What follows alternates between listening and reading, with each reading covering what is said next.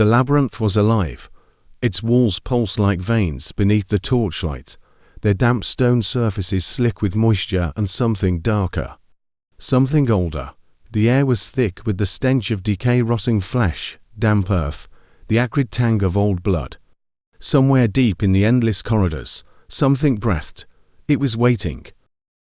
The birth of a monster. The curse was born in the depths of Crete, when Queen Pasiphae's sin brought forth a child not meant for the world of men. Asterion, the beast with the body of a man and the head of a bull, was never meant to live. At birth, he wailed like any other infant, his lungs raw with the struggle for breath. But his cries were wrong, low, guttural, unnatural. The moment the queen's attendants saw the creature writhing in the bloodied sheets, they recoiled in horror.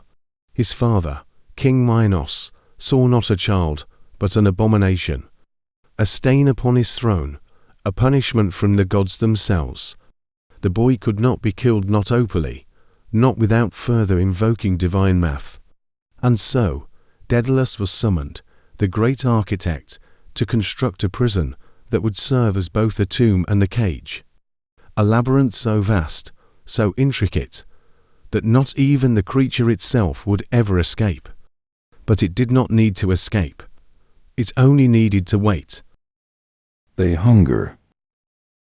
At first, Asterion wept, his voice echoing through the endless corridors, pleading for the mother who would never come. Then, the hunger came. Minos sent the first tribute of Athenian prisoners, 7 men, 7 women. The doors of the labyrinth were sealed behind them, their screams swallowed by the twisting halls. Asterion did not know what they were at first. He only knew their scent, their fear. When the hunger clawed through his belly, he did not hesitate. The first kill was clumsy, his massive hands crushing bones before he could truly taste the flesh. But as the years passed, the beast learned. He learned how to hunt in the dark, how to wait in the silence, letting the fear fester in the hearts of those who wandered his domain. How to savor the moments before the kill, when the scent of terror was at its peak, when their prayers to the gods became desperate whispers against the cold stone. The labyrinth had become his home, his kingdom, and it was always hungry. The slaughter of the lost. Footsteps echoed through the twisting corridors, hesitant, uneven. Another offering had been sent, another batch of fresh meat. Asterion followed the scent, moving on all fours, his massive form slipping through the shadows like a spectre of death. He listened to the ragged breaths, the whimpers of those who knew they had entered a grave they would never leave. He struck fast. His first victim, a young soldier, spear shaking in his grip, never had the chance to scream. The harm split his ribcage open, his blood spraying against the walls in dark patterns. A woman ran, slipping in the gore, her fingers scraping against the stone as she tried to pull herself forward. The Minotaur did not rush. He followed slowly, letting her feel every second of what was coming. She sobbed as she reached a dead end. When he crushed her skull against the wall, he sighed in relief. The hunger was lessened, but never gone, never gone. The end of the curse.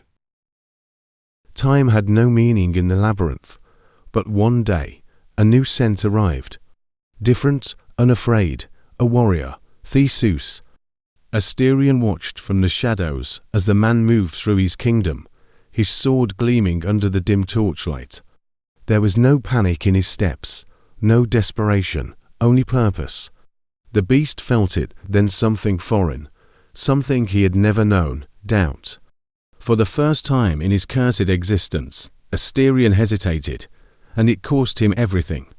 Theseus struck fast, his blade finding flesh, cutting through the thick hide, slicing deep. The Minotaur roared, a sound that shook the very walls, a death cry that rattled the bones of those who had died before him.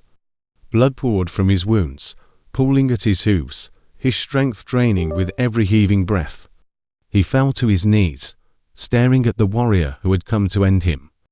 He did not see a man, he saw his executioner. The final offering to the labyrinth, As the darkness closed around him, Asterion realized the truth. He had never been the monster. The curse had never been his. It had always belonged to the gods, to Minos, to the world that had created him, only to cast him into the shadows. His last thought was not of hunger. It was of the mother he had never known. And then the Minotaur was no more.